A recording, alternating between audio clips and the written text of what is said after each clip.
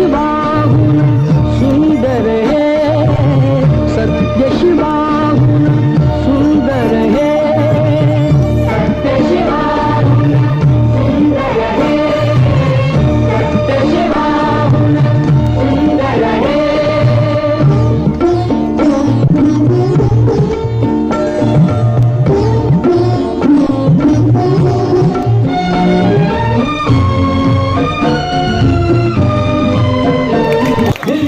तुम्ही येऊन सर्व सारी असं त्या घरात खात्यासाठी साथ अज्ञानाचा अंधार अशा प्रकारे या कार्यक्रमाची सुरुवात आपण दीपपूजनाने केलेली आहे आणि अशा प्रकारे दीप वाढून या कार्यक्रमाची आपण सुरुवात करण्याची प्रत्येक साहेबच्या घरात या कार्यक्रमाला असतात द्या.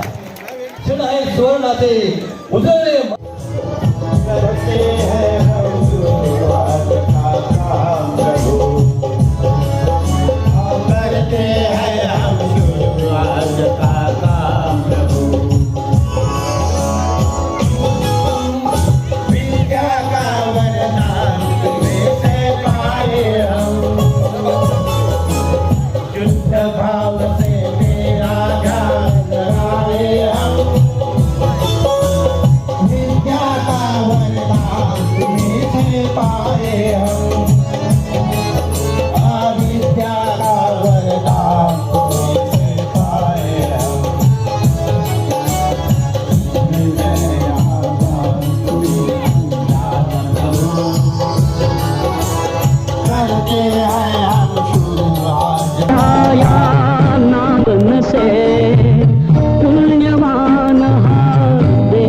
असे त्यागाला या नावनसे पुण्यवान हा देश असे कल्पतरू हा उभा दिसे कल्पतरू हा उभा दिसे त्या छायेत मंदिर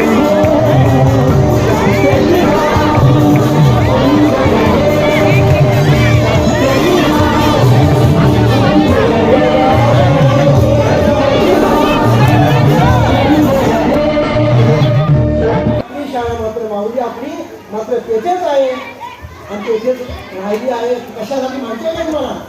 तर वर्तमानामध्ये येणाऱ्या विद्यार्थ्यांना सांगण्यासाठी की तुझ्या आजी आजोबा, तुझे मम्मी पप्पा, तुझे आई बाबा, तुझ्या आत्या काका मामा या शाळेत शिकून मोठे झालेले आहेत. शाळा काढून ज्या जगाला बरोबर पोहोचली, सरकारी शाळा काढून ज्या जगाला बरोबर पोहोचली.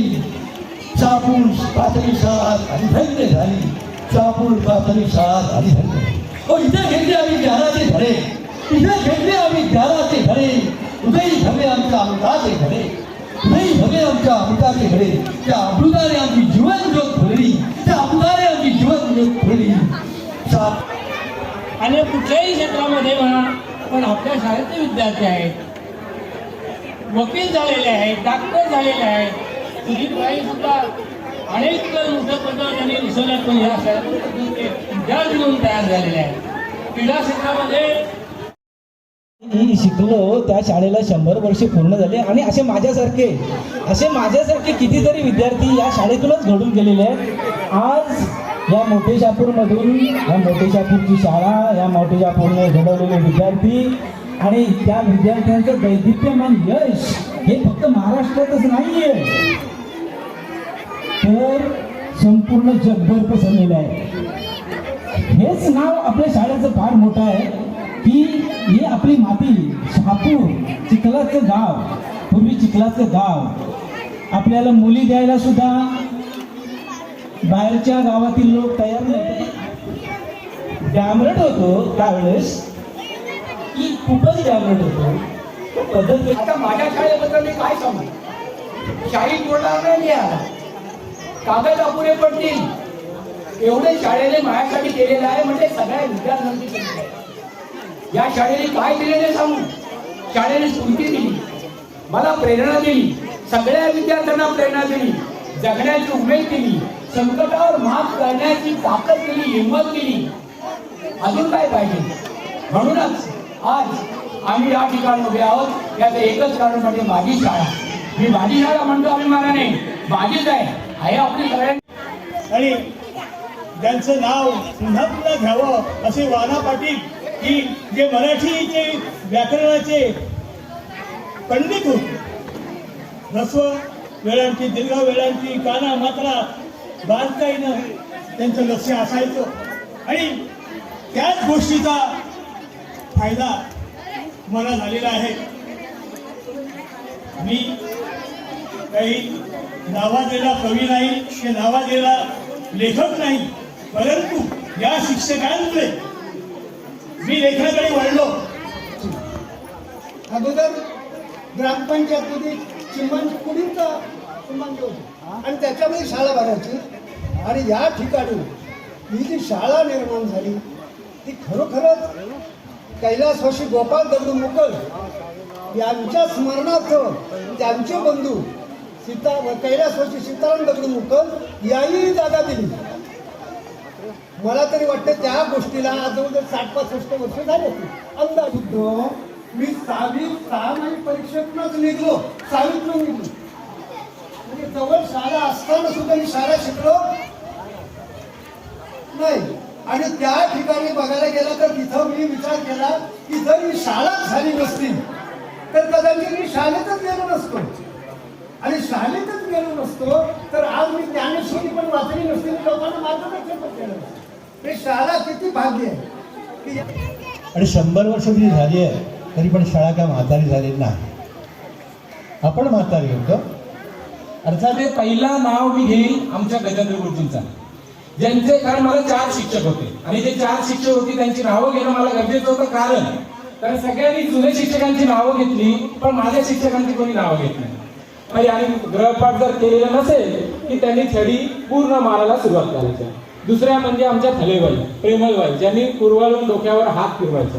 तिसऱ्या शिक्षकांनी एवढं आम्हाला चांगलं शिक्षण दिलं की आज आम्ही अलिबागमध्ये जाऊन कुठेतरी उद्योग करत आहोत.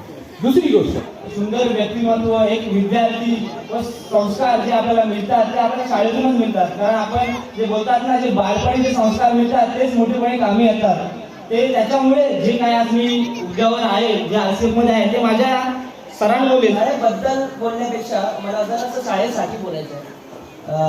बऱ्याच वेळेला पटसंख्या किंवा इतर अडचणींवर चर्चा होते, पण तो विषय बाजूला घेऊन शाळेत आता जी मुलं आहेत त्यांच्यासाठी रोजचं शाळेचं रुटीन सोडून दुसरं काहीही वेगळं करता येईल का याच्याबद्दल खरंच कोणाकडे काहीही कल्पना असतील तर प्लीज त्या सरांपर्यंत पोचवा किंवा एक डिस्कस करा. ती गोष्ट आपण पुढे वाढवायचा प्रयत्न करू, हे आमच्या डोक्यात आहे. एक उदाहरण म्हणून सांगतो, जसं काही दिवसापूर्वी चर्चा झाली आमच्यात की वाचन संस्कृती खूप महत्वाची आहे.